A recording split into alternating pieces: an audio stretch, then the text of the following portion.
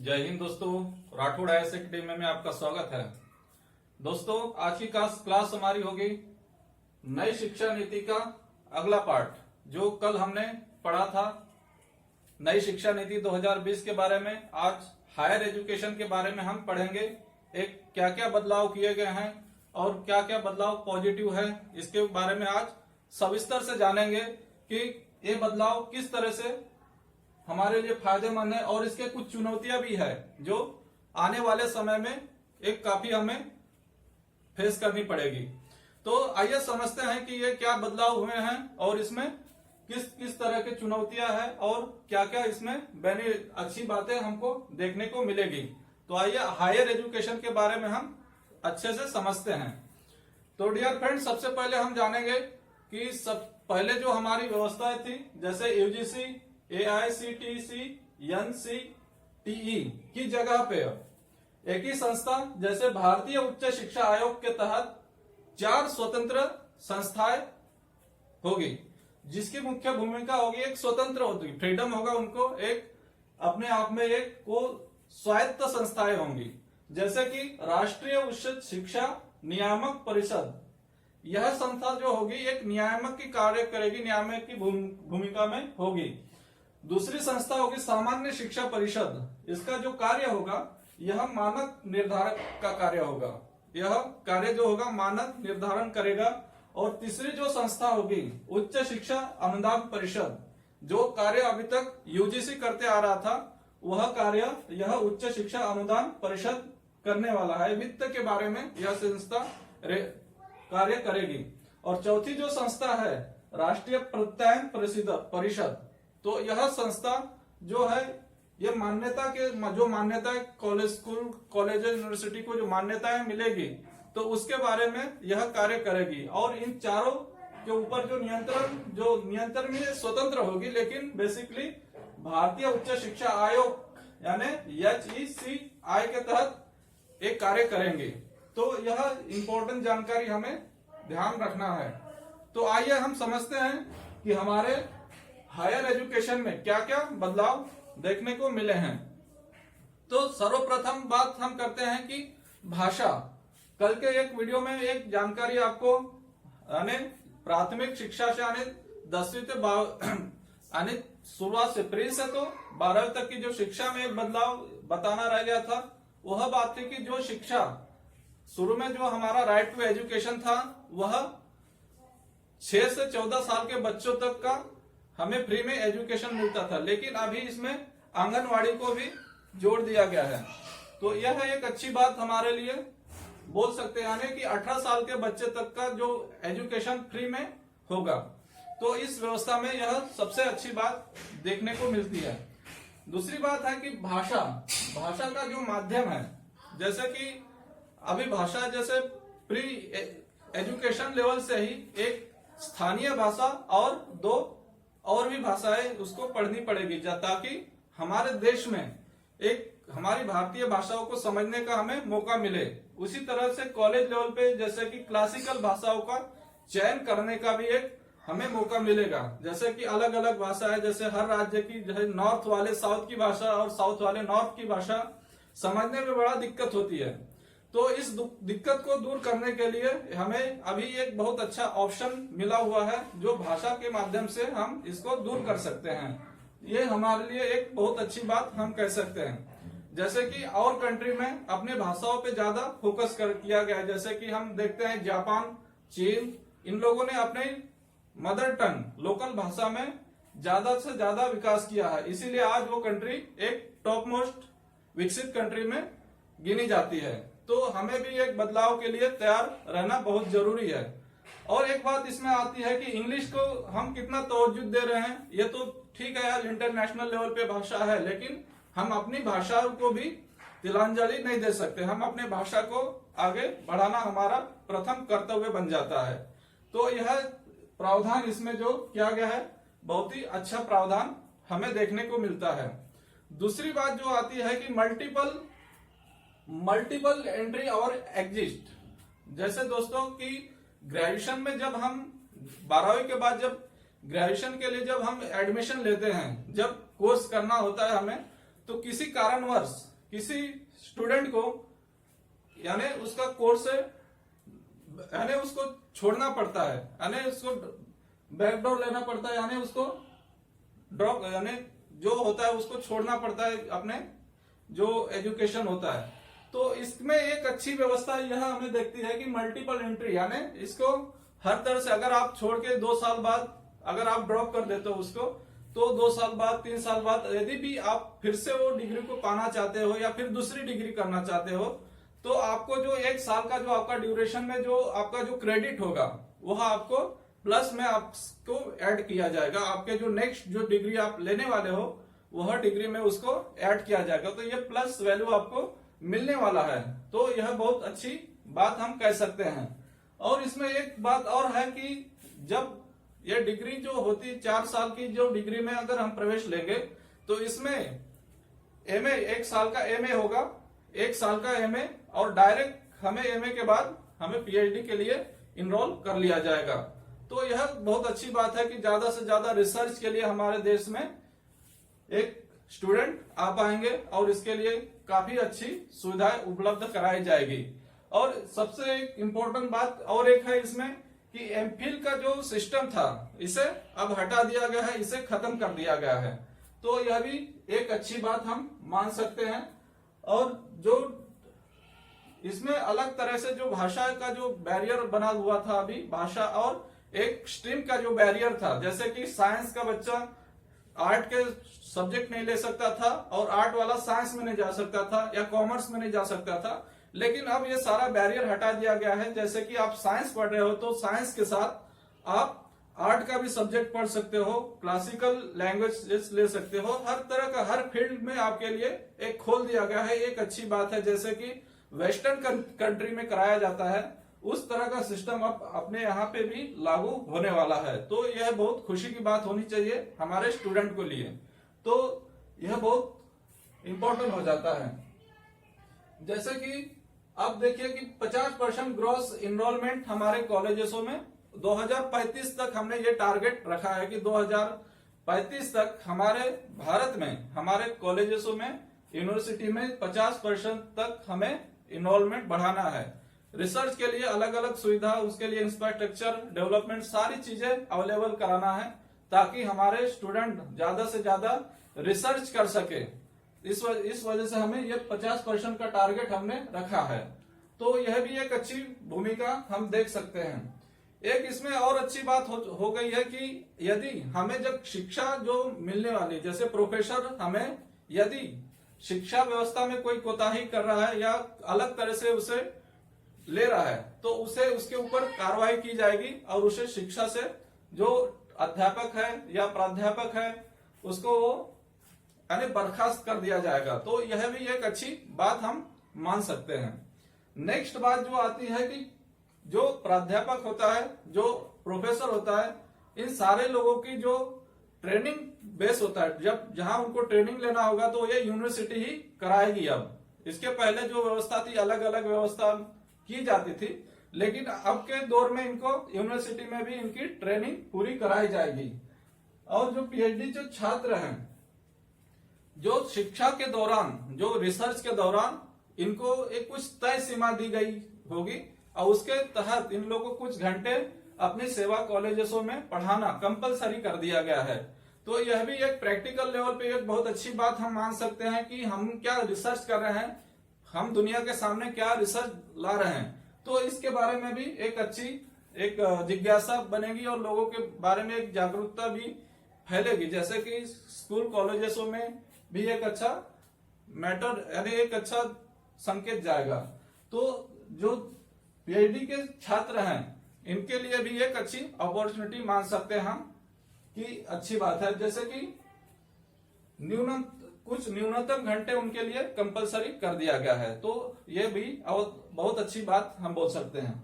Next जो बात आती है 2030 तक हर जिले में बहुविकल्पिक विषय यानी मल्टीपल डिसिप्लिनरी संस्था निर्माण की जाएगी 2030 तक। यानी हर अलग अलग हम सब्जेक्ट चूज कर सकते हैं, यानी एक जिले में उसके तहत बहुत अलग अलग विषयों की एक हम संस्थाएं ओपन कर सकेंगे। तो यह 2030 तक की व्यवस्था हम लाने वाले हैं। तो यह काफी अच्छे बदलाव हम देखते हैं कि हायर एजुकेशन में भी एक अच्छे बदलाव हमको देखने को मिल रहे हैं।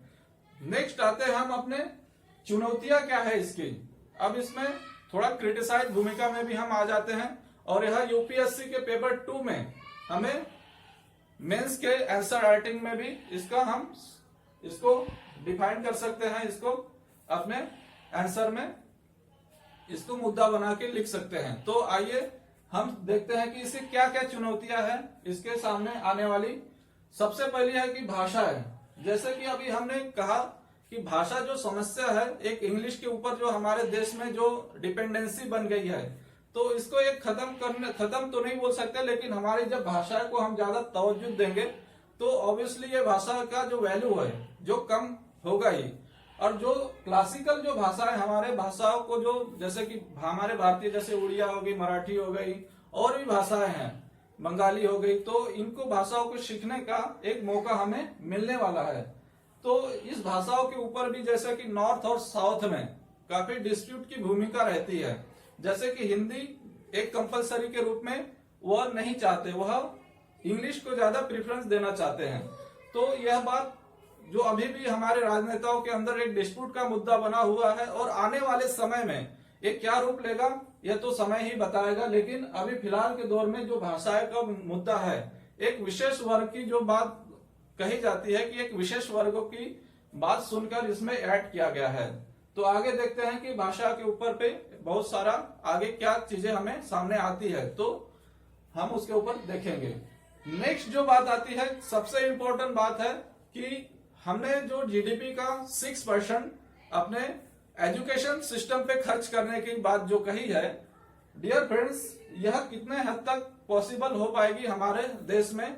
क्या वाकई में यह पॉसिबल हो पाएगा? जैसे कि हम देखते हैं कि कोठारी आयोग ने 1968 से ही यह व्यवस्था को लागू करने के लिए रिकमेंडेड किया था, लेकिन आज तक हमने अपने जीडीपी का ओनली 2.7, 2.9, जैसे कि मनमोहन सिंह के सरकार में भी हमने 2.9 तक हमने पहुंचे, लेकिन 3% तक हमने अभी तक लेवल क्रॉस नहीं की है। तो इससे समझ सकते हैं कि हम कहां तक इसको अगर जीडीपी का 6% अगर करना होगा। और दूसरी बात यह है कि जो शिक्षा जो विषय है, यह कॉन्करेंट लिस्ट यानी समवर्ती सूची में गिना जाता है, यानी शिक्षा राज्य का भी विषय है और सेंटर का भी विषय है।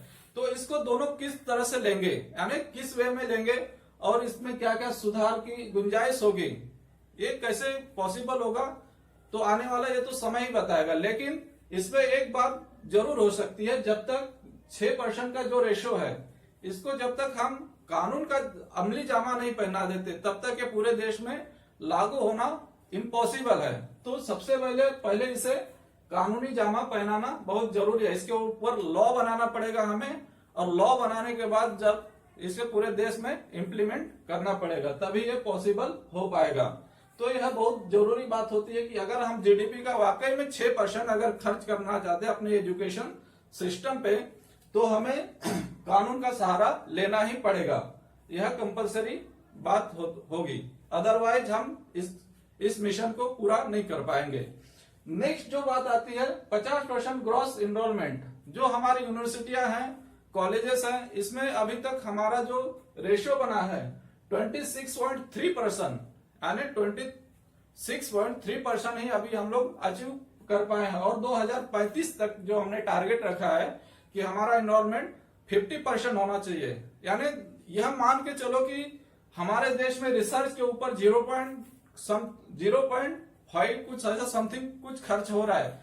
और कंट्री के तुलना में अगर हम ये देखते हैं तो बहुत ही कम रिसर्च के बारे पर हम खर्च करते हैं।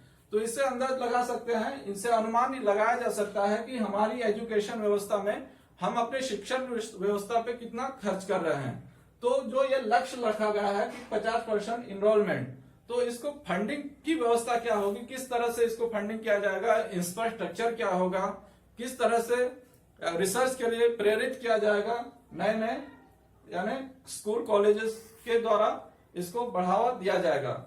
तो इसमें 3.5 करोड़ सीटें जोड़ी जाएगी आने वाले समय में। तो ये तो आने वाला समय ही बताएगा कि किस तरह से इसको पॉसिबल हो पाएगा। ये 2035 तक का टारगेट हमने रखा है कि 50% ग्रॉस एनरोलमेंट हमारे यूनिवर्सिटी में, कॉलेजेस में होना चाहिए। नेक्स्ट बात आती है कि जो कैंपस, जो बड़े बड़े जो वेस्टर्न कैंपस है, जैसे Harvard university, Oxford university, Cambridge university, जब इन बड़े बड़े यूनिवर्सिटी को, जो महाविद्यालयों का जो कैंपस जब हमारे इंडिया में आएगा तो हमारे लिए एक अच्छी अपॉर्चुनिटी होगी। जैसे कि हमारे देश के बहुतांश स्टूडेंट विदेश में जाते थे पढ़ने के लिए, वो अपॉर्चुनिटी हमें अपने देश में ही मिलेगी। लेकिन साथ साथ कुछ समस्याएं भी क्रिएट होने वाली है। जैसे कि हम देखेंगे कि पहली बात तो बढ़ेगा कंपटीशन मीन्स उसके तुलना में हमारी शिक्षण व्यवस्था क्या स्थान रखती है, पहली बात तो ये। दूसरी बात कि हम उसको जो इंफ्रास्ट्रक्चर प्रोवाइड किस तरह से करवा देंगे, क्या सिस्टम होगा, इसमें भी एक बहुत बड़ी बात होगी। दूसरी बात यह होगी कि जो चैलेंजेस है, सबसे बड़ा जो रिसर्च का जो पार्ट आता है, इसमें चैलेंज सबसे बड़ी बात होती है। जब वो हमें चैलेंज मिलेगा तो हमारे यहाँ से भी एक ऐसा तबका आएगा जो बड़ी तादाद में उस कैंपसों में बड़े बड़े अच्छे जो क्वालिटी टीचर हैं, जो प्राध्यापक हैं, वहां बिल्कुल जाना चाहेंगे। और यह बात होगी एक कारपोरेट के तरह की, शिक्षकों का एक विशेष पैकेज के तहत उनको इनवाइट किया जाएगा। तो हमारी सरकार इस पे क्या इनिशिएटिव ले रही है, क्या भूमिका ले रही है, तो ये अभी पूरी तरह से क्लियर बात नहीं हो पाया है। तो इसमें क्या, जैसे ऑक्सफोर्ड यूनिवर्सिटी, कैम्ब्रिज यूनिवर्सिटी और बाकी देशों के जो बड़े बड़े महाविद्यालय, उनके जब कैंपस अगर यहाँ पे आ जाते हैं तो एक कंपटीशन है, हमारे लिए तो बहुत अच्छी बात है। नए नए रिसर्च की हमें एक अपॉर्चुनिटी मिलने वाली है। तो यह भी बहुत इंपॉर्टेंट हो जाता है हमारे देश के लिए। तो इसमें जो हमारे, इसको हम किस तरह से फंडिंग प्रोवाइड करेंगे, क्या हमारा रोल होगा, हमारा इंडिया का किस तरह से इसमें इन्वॉल्वमेंट होगा, तो ये सारे बातों के बारे में अभी कुछ क्लैरिटी अभी नहीं आई है। एक बात इसमें और क्रिटिसाइज देखते हैं हम, एक और चुनौती के रूप में देखते हैं कि यह व्यवस्थाएं जो है, ये पूरी व्यवस्था है 2040 तक लागू होने वाली, यानी इतना लंबा समय, यानी एक स्वप्न के तरह, एक कदाचित यह स्वप्न के तरह एक न होकर रह जाए।